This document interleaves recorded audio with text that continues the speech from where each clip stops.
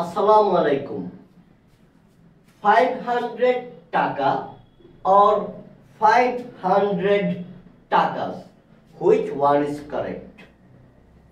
500 টাকা হবে নাকি 500 টাকাস হবে? দেখুন, যেমন আমরা যদি বলি যে $1 তখন $1, কিন্তু যদি বলি যে $10 তখন বলি $10 ঠিক একইভাবে $500 একইভাবে মনে করেন 1 পাউন্ড, কিন্তু 1 এর বেশি হলে 10, ধরুন 1 এর বেশি যতই হোক, ধরুন 10, তখন বলি পাউন্ডস। 500 বল হলে কি বলি 500 পাউন্ডস।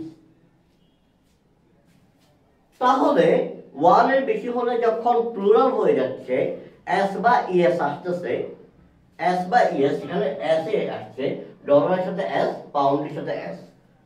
হ্যাঁ, যদি এস বা ইএস আসে তখন সেটা প্লুরাল হয়ে যাচ্ছে।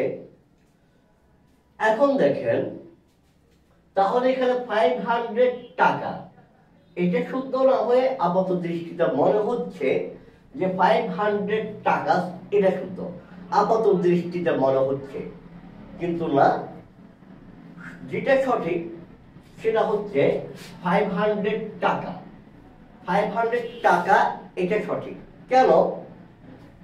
আপনার যেমন আমার মানে আমি একটা নোট বের করি, এই যদি দেখেন, এই দেখেন 500 টাকা লেখা আছে, 500 টাকা, 500 টাকা, এখানে কিন্তু টাকা লেখা নেই, 500 টাকা।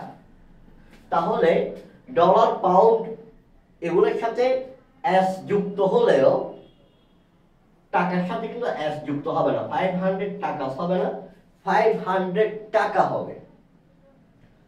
হ্যাঁ, ওল্ড ফ্যাশনড ইংলিশে অনেক আগে পূর্ববর্তী সময়গুলোতে টাকার প্লুরাল হিসাবে টাকা ব্যবহার করা হতো। ওল্ড ফ্যাশনড ইংলিশে টাকার প্লুরাল ফর্ম করা হতো টাকাস, কিন্তু মডার্ন ইংলিশে বর্তমান যে ইংলিশটা, আমরা যে ইংলিশটা বর্তমানে ব্যবহার করছি, সেই ইংলিশটাতে সিঙ্গুলার টাকা, টাকার প্লুরাল ফর্ম টাকা।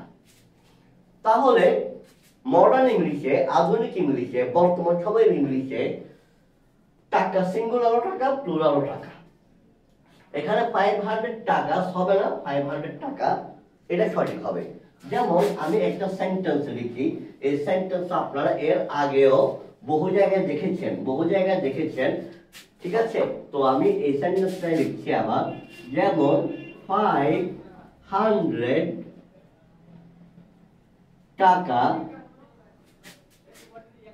is a handsome amount, অথবা আপনার যদি ইচ্ছা হয় আপনি গুড অ্যামাউন্টও বলতে পারেন। 500 টাকা ইজ এ গুড অ্যামাউন্ট, আপনি এটাও বলতে পারেন, অথবা হ্যান্ডসাম অ্যামাউন্ট এটাও বলতে পারেন, কোনো সমস্যা নেই। ঠিক আছে, দুটোর মধ্যে একটা বললেই হয়ে যাবে। ঠিক আছে, তো টাকার ক্ষেত্রে সিঙ্গুলারেও টাকা, প্লুরালেও টাকা। Thank you so much.